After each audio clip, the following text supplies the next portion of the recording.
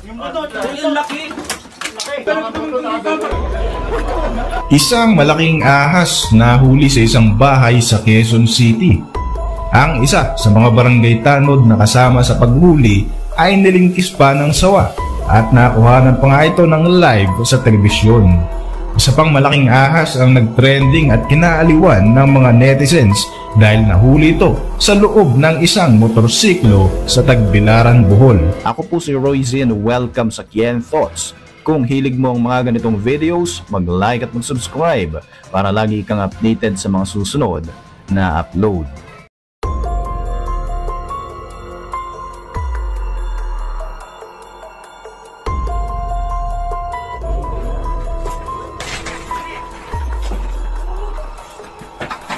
Marami na naman mga hayop ang naglalabasan dito sa Pilipinas, partikular na ang mga ahas.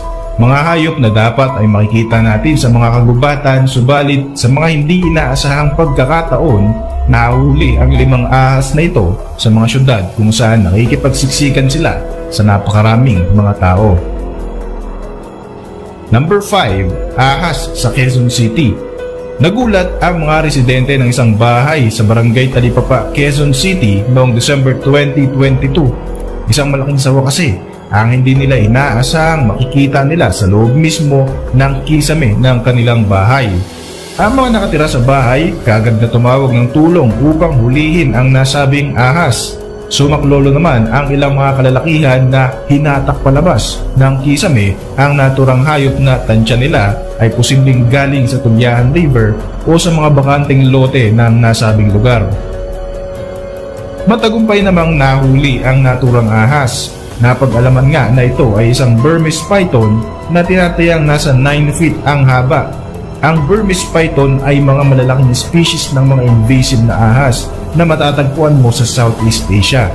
Sa kalagitnaan ng isang interview sa isang istasyon ng telebisyon, ang isa sa mga tanod na tumulong hulihin ang ahas na ito ay bigla na lamang nilingkis ng hayop.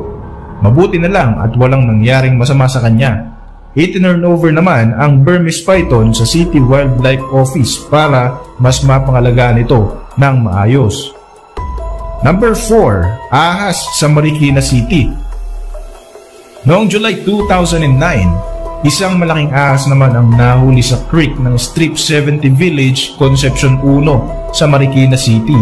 Makikita sa isang video footage ang aktual na paghuli sa naturang sawa na papasok sana sa isang butas na labasan ng tubig. Makikita ang 3 kalalakihan na matapang na tulong-tulong na hinuhuli ang ahas na ayon sa deskripsyon ng video ay lumabas matapos ang isang malakas na ulan sa Marikina.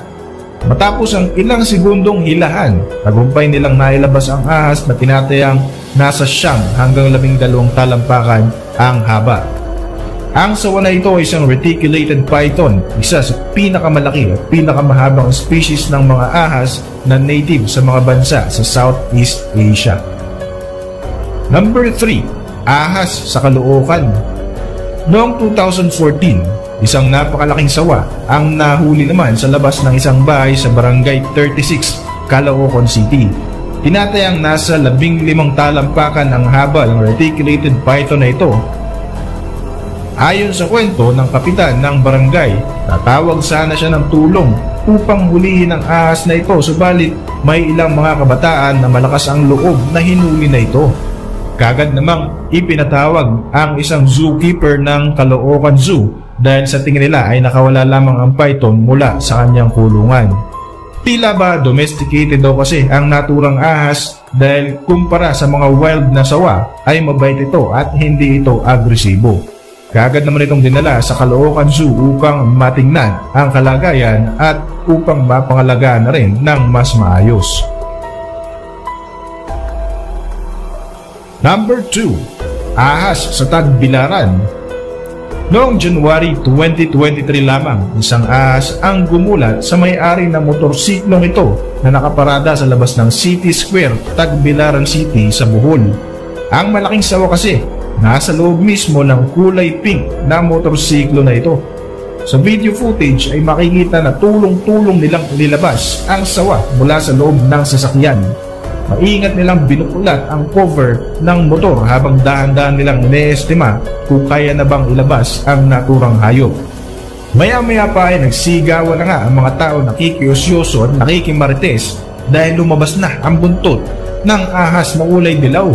Matapos ang ilang minutong pagbakla sa motorsiklo, matagumpay naman nilang nailabas ang ahas na ito na sa kanilang tansya ay nasa 8 hanggang 10 talampakan ang haba.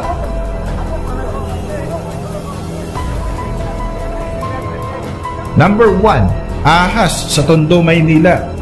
Noong 2021, tila ba naglabasan ang mga naglalakihang ahas sa Tondo, Maynila. Ang malaking ahas na ito ay nahuli sa Estero de Maypaho sa Tondo.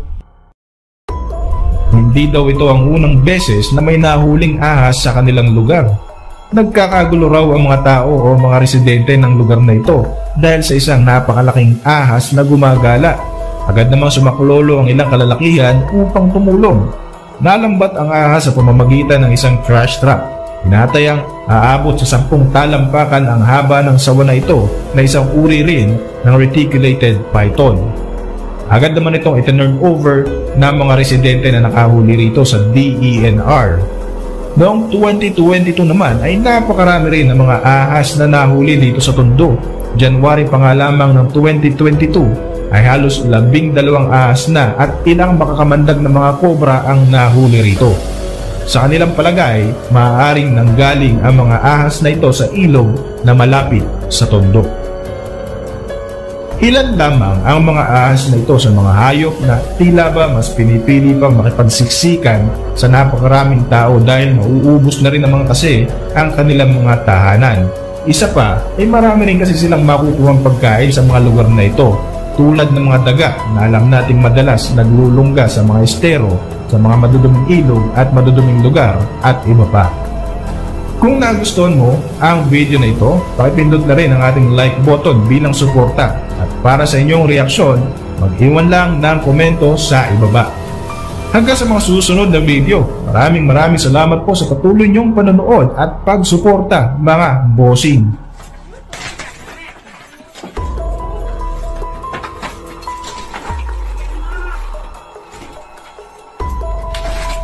Ang laki pala. Baka mo, baka mo. Ano mo? Ang laki.